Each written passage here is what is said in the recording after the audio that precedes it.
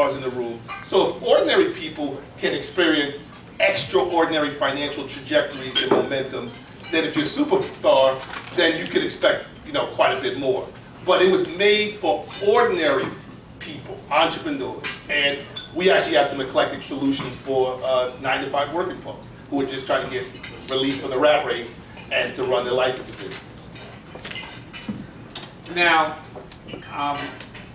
in terms of your business, your clientele, I know that you have the clients that come in and then you charge and they pay $1,000 an hour. We're not going to talk about them right now. Right. What do you have for the $50,000 people that have that? Do you have a program that can help them protect their assets? Let me back up a little bit, because I want to give a follow-on to what are the mistakes that people make to protect their assets. Number one mistake, and this is principles from no personal gain. The number one mistake I see from people who are not doing the right things in protecting their assets is they are facilitating, they're quarterbacking their financial affairs as human beings.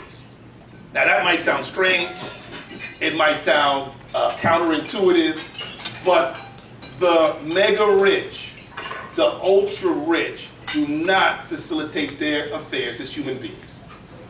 Let me give you a little bit more. Two types of people on the planet. So this is what I learned from the rich and the successful. You have living people and you have legal people. And the rich exploit, manipulate, and control legal people to their ultimate financial benefit. When I say legal people, guys, I'm talking about the group of artificial people that includes estates, trusts, LLCs, and corporations are all people like every one of you in this room. Matter of fact, exactly like everyone in this room. They're right and protected and privileged under the Constitution of the United States, exactly like you. No difference. They have all the benefits, advantages, and recognitions under the laws of the great state of Florida or any other state in the union, exactly like you. So they are equivalent to you in every way. But here is where the fork in the road happens. As it relates to money, they run circles around us. The wealth creation system puts human beings, that's what I said, at a great and severe disadvantage as it relates to money. So that's where people start. So if you don't start there, then you go down the slippery precipice to not reaching your full financial goals and your full financial potential. So first and foremost, that's the first rule of protecting your assets.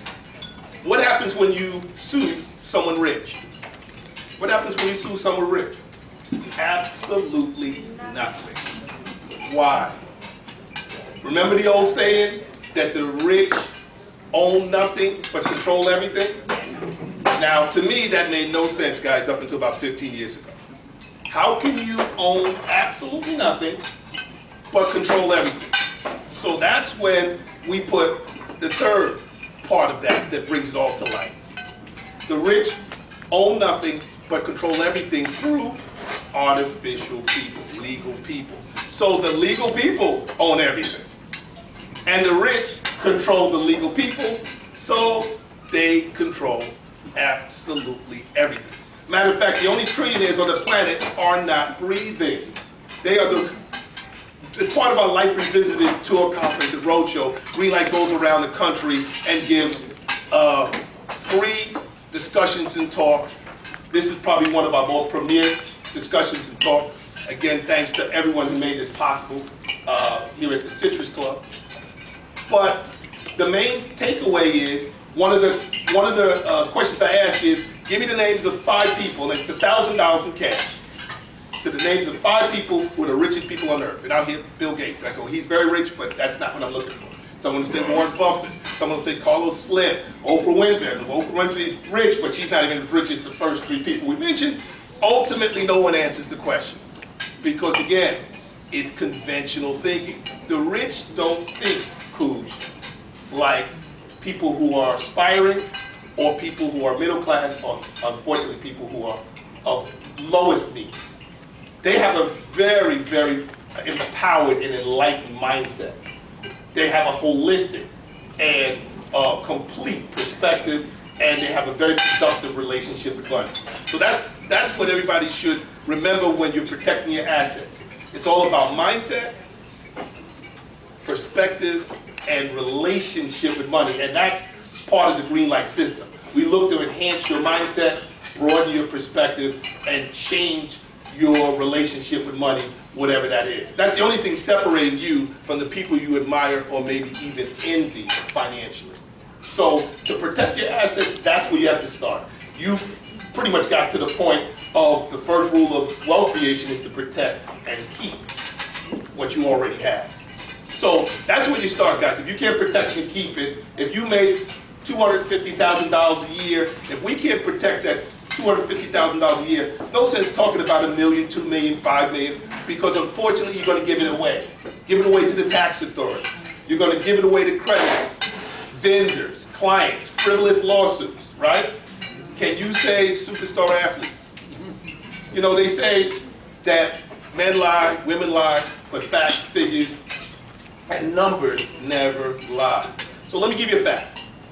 Average NBA basketball player, not a LeBron James or Dwayne Wade, makes $5.15 million a year. That's average. That's a guy that's warming the bench. Fact, 70% of them will be broke even before they retire. These guys are millionaires, right? And we know that many players make a whole lot more than $5.15 million a year. Can you say movie stars? Can you say popular recording artists and other celebrities, many celebrities? These people are rich. You see, wealth creation has a lot less to do with money. So again, it goes back to your relationship with money, your perspective and your mindset. If you have the right mindset, perspective, and relationship with money, the money is going to show up at your front door in significant amounts.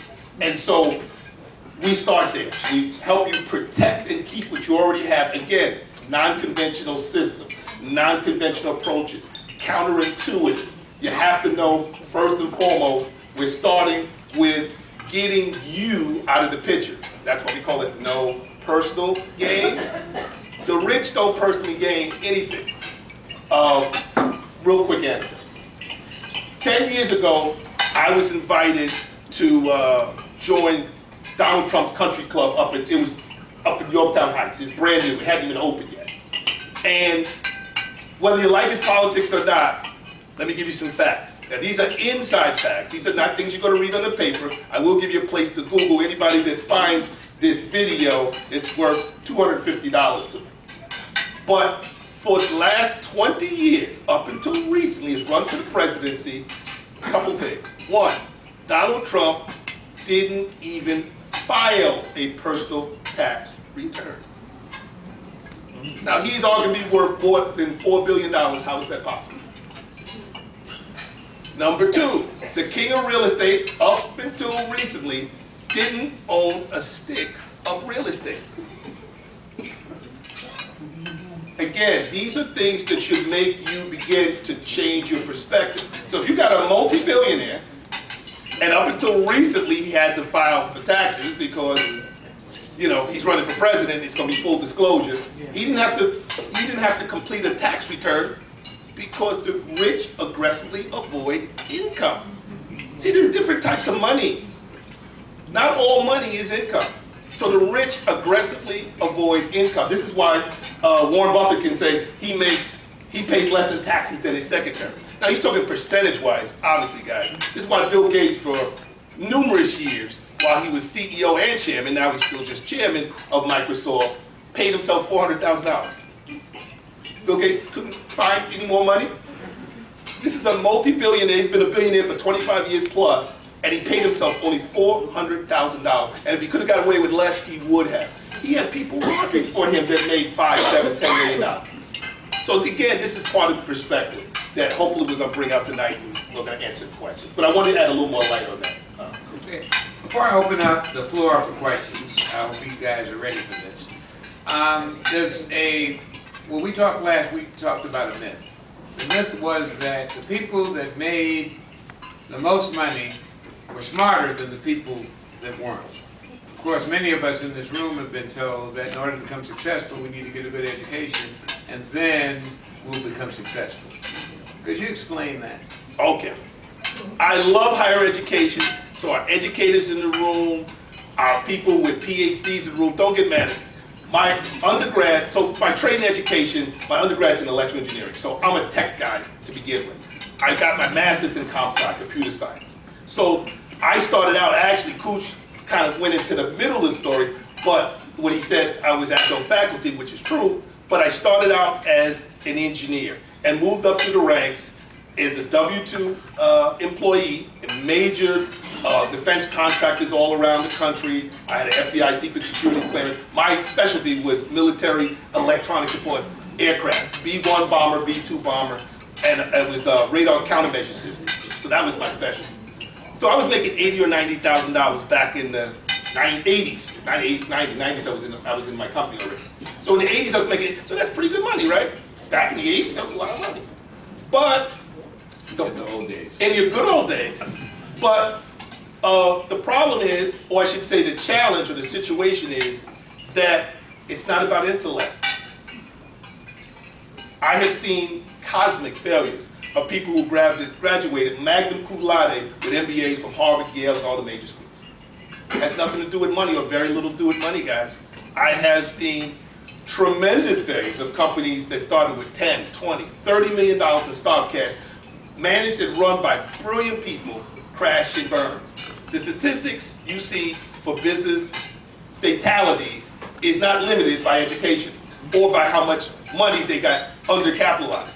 So the capitalized companies, the companies that are run by very smart people, fail with the same frequency and the same statistics as the guy who barely got out of high school. Matter of fact, it seems like most of the people who do really good are what? The college dropouts, right? Right? Bill Gates, Steve Jobs, you know. So, you know, I'm like, anybody getting degrees that are becoming billionaires? No, not.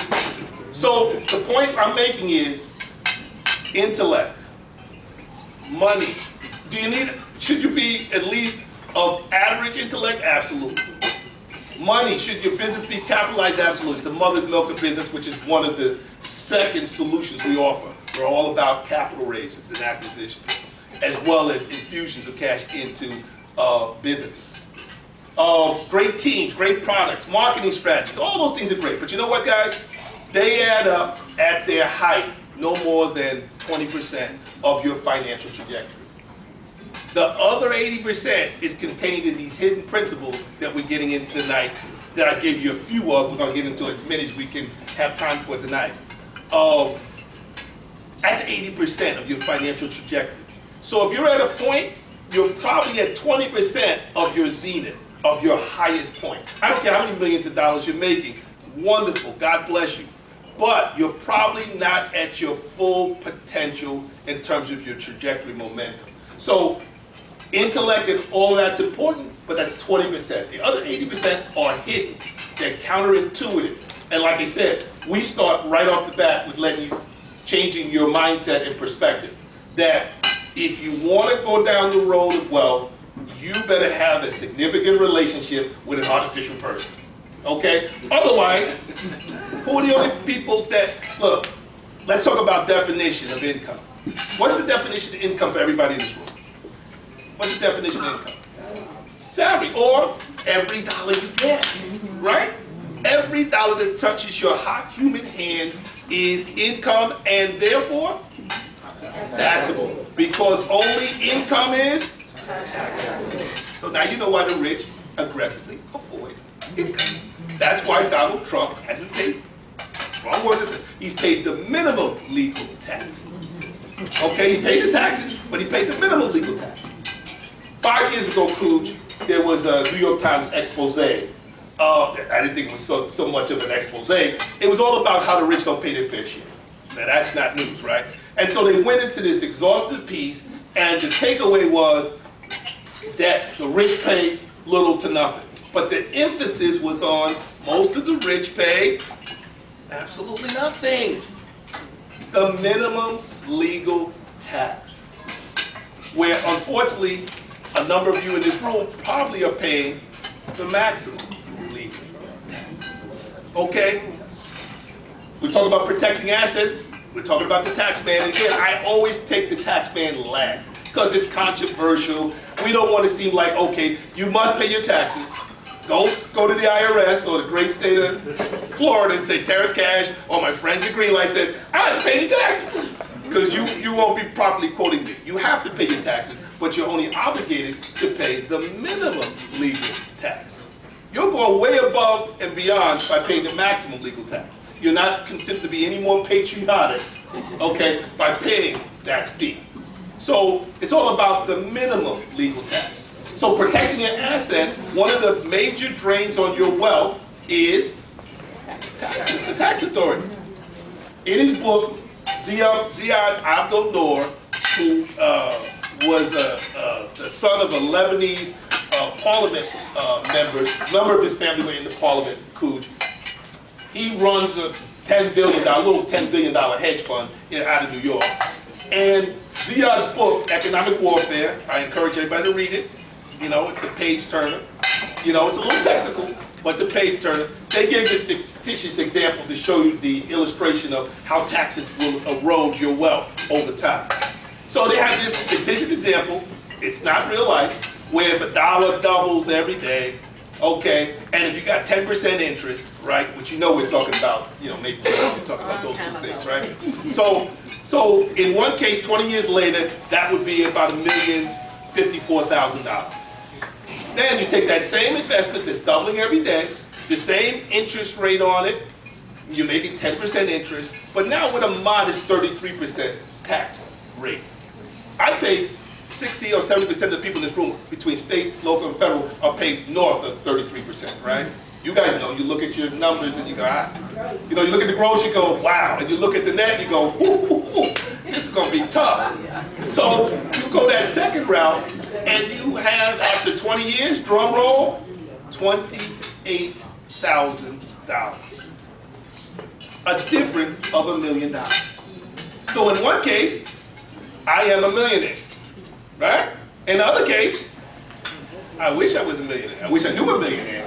Somebody help me out, okay? So just that example tells you the corrosive effects of taxes. Just on that front alone, you could fret away what considered to be $1 million fortune, right? A difference of $1 million. So we start with these concepts, these philosophies, that you have to start manipulating your financial affairs as an artificial person, as a legal person. They have all the rights and privileges you have. They have none of the detraction, and as it relates to money, it's the only show in town. You know, it's the only show in town. So we start there. Okay, now we're about to open up the floor. Let me make this announcement so everybody understands and is on tape. Terrence Cash is not representing himself as your lawyer or your financial advisor. His answers are going to be theoretical. Get a lawyer, get a financial advisor if you don't have it. But one of the reasons that I invited Terrence is after listening to his presentation, I realized that sometimes you don't know what you don't know. So unless somebody's in the room to help you to figure out, it's not asking the right questions, it's even knowing what the questions are that you need to be asking.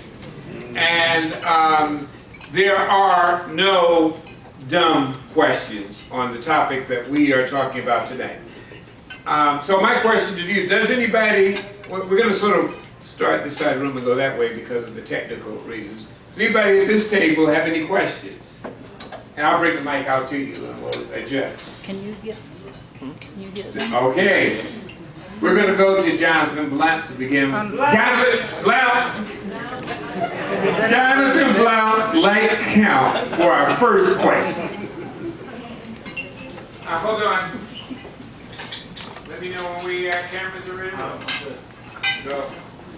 Terrence, my life experience has taught me that I actually have come to the conclusion that financial intelligence, financial literacy, has been intentionally kept away from those who need that information. They teach you everything in the educational system, but how to acquire